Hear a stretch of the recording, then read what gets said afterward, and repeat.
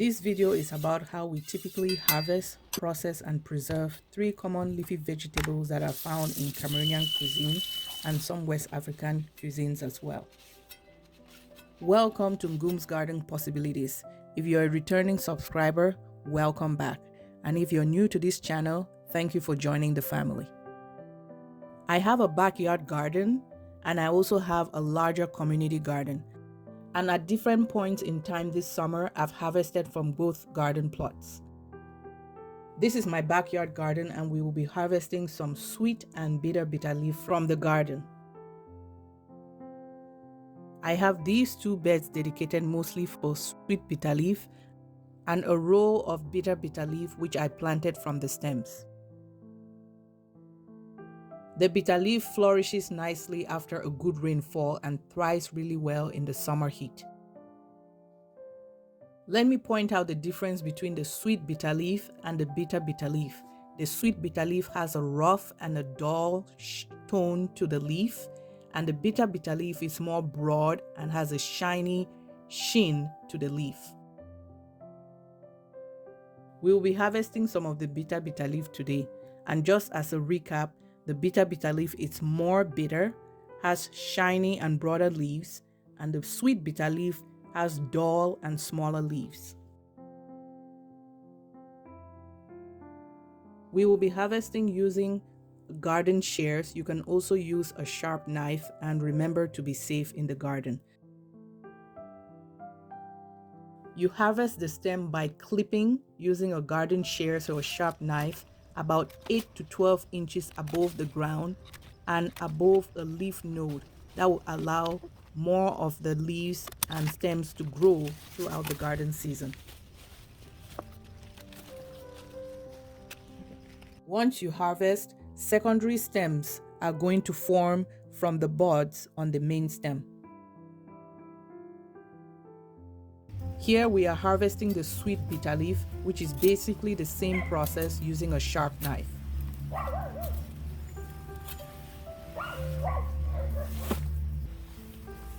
This is the bitter leaf that we just harvested. What we are interested in are the leaves and the tender tips from the stem. There are 2 ways of picking the leaves off the stem. One is by plucking the leaves like I'm doing in the video, and you also pluck the tender tips at the end of the stalk.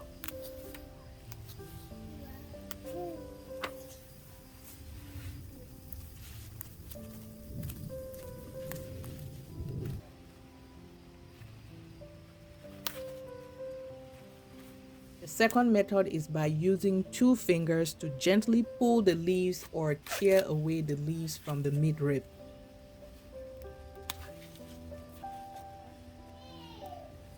Choice of either method comes down to personal preference and what dish you want to prepare.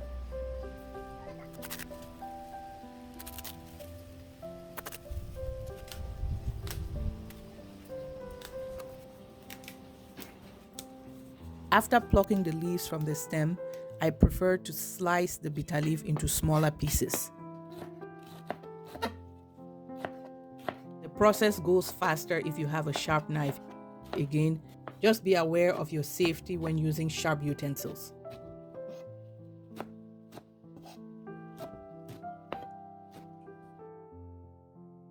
After chopping the bitter leaf into smaller pieces, we put a pot of water on the fire to come to a boil.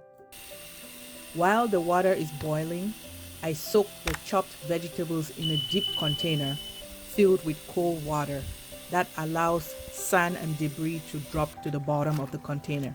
Then I use my hands to agitate the vegetables in the water, allowing for any sand and more debris to drop to the bottom.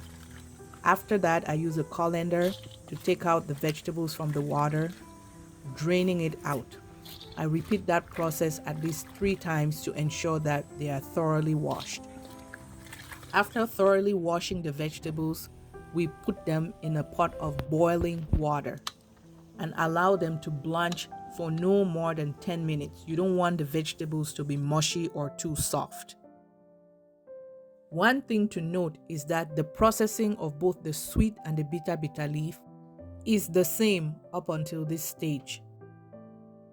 The difference at this stage is that to get rid of some of the bitterness in the bitter leaf, we add limestone or a few teaspoons of baking soda into the boiling water and then add the bitter leaf into it. Allow it to blanch for no more than 10 minutes and then strain it out using a colander. After blanching the vegetables, we strain it out of the hot water and spread it out on a tray to allow it to cool rapidly, stopping the cooking process. You can also soak the vegetables in an ice water bath to do the same thing. This is garden huckleberry, the bountiful variety that has bigger leaves. It is almost ready for harvest. I prefer to leave it to grow a little bit bigger before I harvest it. The process of harvesting garden huckleberry is the same like the bitter leaf in the earlier part of the video. We harvest it from the main stem about 8 to 12 inches above the ground and above a leaf node so that it would form more side shoots down the road. One thing to note about harvesting the garden huckleberry is that the more you harvest it, the more you slow down the process of the plant wanting to form flowers or seeds. So it will give you more of a flush of leafy vegetables the more you harvest it. The garden huckleberry stems are softer compared to those of the bitter leaf plant, so when picking you could use your fingers to pick out the leaves and the soft stems, or you could use a knife. I grew other varieties of the garden huckleberry. This variety that you see here has smaller leaves and tender stems, but the process of harvesting and processing is the same. This species of the garden huckleberry does not grow very tall, so you pretty much pick the leaves and the tender stems from the plant a few inches above the ground. Once you harvest, what is left on the stem will continue to grow. It will continue to form side shoots the more you harvest it. This is what the bed looks like after harvesting. Once the garden huckleberry is harvested, we pick out the tender leaves and the stems from the main stalk and throw away the rest of the tougher stems. If you happen to harvest your garden huckleberry when it already has flowers or seeds, then you pick those out and throw away. I keep the stems, tougher stems, and put them back in the garden using it as mulch under my pepper plants or my taro plants, or I just put it between the garden huckleberry plants in the garden bed and they would decompose and add more nutrients and fiber in the soil. After picking the tender leaves and the stems from the garden huckleberry, I thoroughly wash with a lot of water to get rid of any sand or silt. Now, depending on when you harvest your garden huckleberry, you might notice that after a rainfall, there will be a lot of sand, or if it's in a dusty area, there's a lot of dust on the leaves. So just keep that in mind when washing your garden huckleberry, making sure that it's really clean.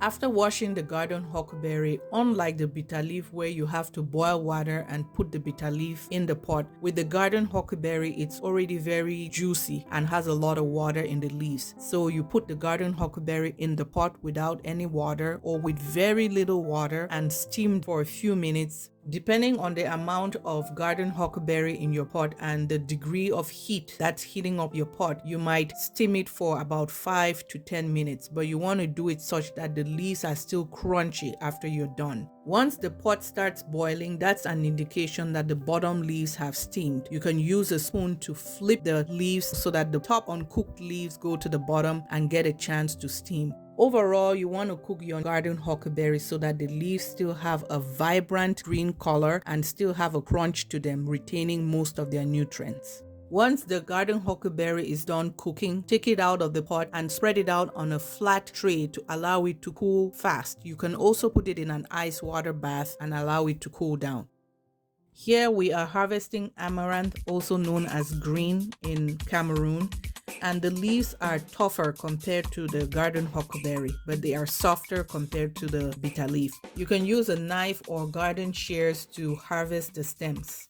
Again, the process is the same. We pick the leaves and the tender stems from the main stalk, gather together, slice to your preferred size. Just like we did with the bitter leaf, you wash it thoroughly to get rid of any sand or debris, and then you put it in hot water in a pot, allowing it to sit in there for no longer than 10 minutes. You want to do this such that it's not mushy, it has a vibrant green color and has some crunch to it, retaining its nutrients.